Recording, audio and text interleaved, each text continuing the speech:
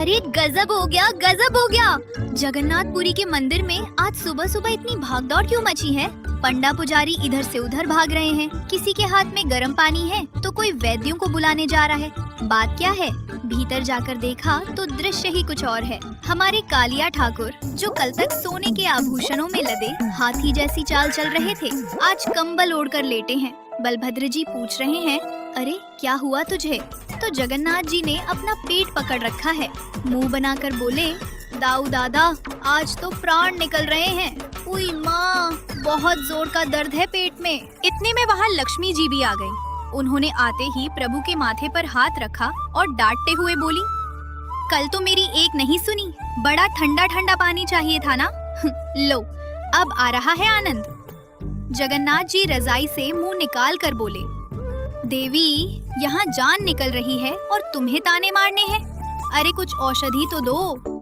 फिर धीरे से बोले, वैसे थोड़ी रबड़ी मिलेगी क्या? लक्ष्मी जी ने घूर कर देखा, रबड़ी? चुपचाप लेटे रहो, अभी वैद्य जी कड़वा काढ़ा लाएंगे। सुभद्रा जी दौड़ कर आई, भैया कल तो आप बड़े मजे से 108 घड़े ठंडे पानी से नहा रहे थे। मैंने मना भी किया था कि इतना मत नहाओ, सर्दी लग जाएगी, पर आप माने नहीं। ऊपर से वो भर भर के मालपुआ और लड्डू खा लिए। अब देखो भुगतो। ठाकुर जी एकदम मासूम बच्चे जैसे सजल नेत्र करके बोले, अरे बहन अब डांटो तो मत। एक तो पेट में गुड़गुड़ हो रही है, ऊपर से तुम और जले पर नमक छिड़क रही हो। कुछ उपाय करो, नहीं तो तुम्हारा ये भाई आज नहीं बचेगा। अब सोचो, जो पूरे ब्रह्मांड का पालनहार है, जो दुनिया का पेट भरता है, आज वो खुद पेट दर्द से कराह रहा है। इसे ही कहते हैं लीला। अब ये हुआ कैसे? थोड़ा पीछे चलते हैं। कल थी ज्येष्ठ पूर्णिमा, गर्मी का समय था। जगन्नाथ जी का मन हुआ कि भैया बहुत गर्मी लग रही है, आज तो जी भर के नहाऊंगा। और हमारे ठाकुर जी तो हैं ही जिद्दी, एक बार जो ठान ली सो ठान ली। बैठ गए स्नान वेदी पर और सेवकों ने भी क्या किया, सुवासित जल, चंदन मिला हुआ पानी, एक नहीं दो नहीं पूरे 108 घड़े। सोचो जरा, 108 घड़े ठंडा ठंडा पानी प्रभु के सिर पर डाल दिया। ठाकुर जी मजे ले लेकर नहा रहे थे। और डालो और डालो, आहा बड़ा आनंद आ रहा है। भक्त भी खुश, भगवान भी खुश। लेकिन हद तो तब हो गई जब नहाने के बाद भूख लगी। अब गीले बदन में ही प्रभु ने देखा कि 56 भोग सामने रखे हैं। जगन्नाथ जी ने सोचा, नहाने के बाद भूख तो जोर की लगी है, और लग गए खाने। कभी रसगुल्ला, कभी मालपुआ, कभी खिचड़ी, खाते गए। सेवकों ने भी प्रेम में खिलाते खिलाते ध्यान नहीं दिया कि छोटे से बालक का पेट है, फट जाएगा। और उसका नतीजा, आज सुबह भगवान को बहुत तेज बुखार और भयानक पेट दर्द है। मंदिर के मुख्य वैद्य राजवैद्य दौड़ते हुए आए, नब्ज पकड़ी। वैद्य जी बोले, प्रभु आपकी लीला आप ही जाने, नाड़ी तो बहुत तेज चल रही है, आपको अपच हो गया है और ठंड भी लग गई है। जगन्नाथ जी बोले, वैद्य काका वो सब छोड़ो, कोई मीठी सी दवाई दे दो, जल्दी ठीक हो जाऊं। मुझे अभी बाहर जाकर भक्तों को दर्शन भी देने हैं। वैद्य जी ने अपना बस्ता खोला और कड़वी सी जड़ी बूटी निकाली। बोले, नहीं सरकार, अब मीठा नहीं मिलेगा, बीमारी मीठा खाने से ही हुई है, अब तो कड़वा काढ़ा पीना पड़ेगा। जगन्नाथ जी ने जैसे ही काढ़े का नाम सुना, कंबल के अंदर मुंह छुपा लिया। नहीं नहीं, मैं नहीं पीऊंगा। तभी वहाँ माँ समान एक बुजुर्ग सेविका आई। उनकी आंखों में आंसू थे। प्रभु की ऐसी हालत देखी नहीं जा रही थी। वो पास बैठी और प्रभु के माथे पर हाथ फेरा। जगन्नाथ जी का शरीर तप रहा था। प्रभु ने धीरे से आंखें खोली और बोले, माँ बहुत पीड़ा हो रही है।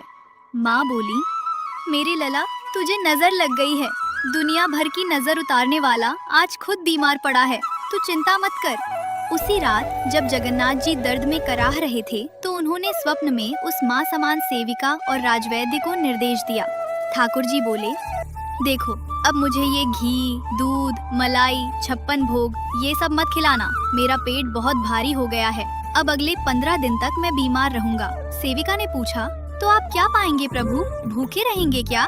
जगन्नाथ जी मंद मंद मुस्कुराए, बोले, नहीं माँ, भूखा नहीं रहूंगा, लेकिन अब मुझे केवल फुलुरी तेल से मालिश चाहिए और खाने में केवल फलों का रस और जड़ी बूटियों का पानी। अगले दिन से मंदिर के कपाट बंद हो गए। बाहर भक्त रो रहे हैं, अरे हमारे जगन्नाथ जी कहाँ गए, दर्शन क्यों नहीं हो रहे? तो पंडा जी बाहर आकर बोले, अरे शोर मत करो, हमारे लाला बीमार हैं। उन्हें बुखार आया है, आराम करने को कहा है। 15 दिन तक कोई दर्शन नहीं। अंदर का दृश्य बड़ा ही प्यारा है। कल्पना कीजिए, वो जगन्नाथ जो सोने के बर्तनों में खाते हैं, अब एक साधारण मरीज की तरह सफेद कपड़े पहनकर लेटे हैं। वैद्य जी आते हैं, नीम की छाल, दशमूलारिष्ट और जड़ी बूटियों का काढ़ा बनाकर लाते हैं। वैद्य जी कहते हैं, लीजिए प्रभु, पी लीजिए। जगन्नाथ जी नाक सिकोड़ते हैं, छी कितना कड़वा है। दाऊ दादा आप पी लो थोड़ा सा। बलराम जी हंसते हैं, बीमारी तुझे है, दवाई मैं पीऊं, चुपचाप पी ले। और माँ यशोदा जैसे वो सेविका आती हैं, प्रभु को गोद में लिटाकर चम्मच से कड़वा काढ़ा पिलाती हैं। जैसे ही प्रभु काढ़ा पीते हैं, उनका मुंह कड़वा हो जाता है, तो तुरंत सेविका उन्हें थोड़ा सा चेना या फलों का रस दे देती है। 14 दिनों तक ये लीला चलती है। इसे ही उड़ीसा में अनसर घर की सेवा कहते हैं।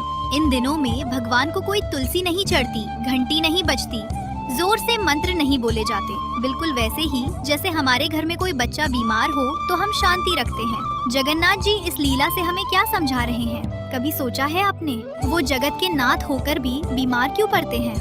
वो इसलिए ताकि हम भक्तों को ये महसूस हो कि वो कोई पत्थर की मूर्ति नहीं है, वो हमारे घर के सदस्य हैं। उन्हें भी सर्दी लगती है, उन्हें भी पेट दर्द होता है, उन्हें भी कड़वी दवाई पीनी पड़ती है। वो भगवान कम और हमारे सखा, हमारे बेटे ज्यादा हैं। 15वें दिन जब जड़ी बूटियों और नींद के प्रभाव से प्रभु का पेट दर्द ठीक हो जाता है, बुखार उतर जाता है, तो प्रभु कहते हैं, आहा अब शरीर हल्का लग रहा है। माँ अब तो बहुत जोर की भूख लगी है, अब लाओ वो 56 भोग।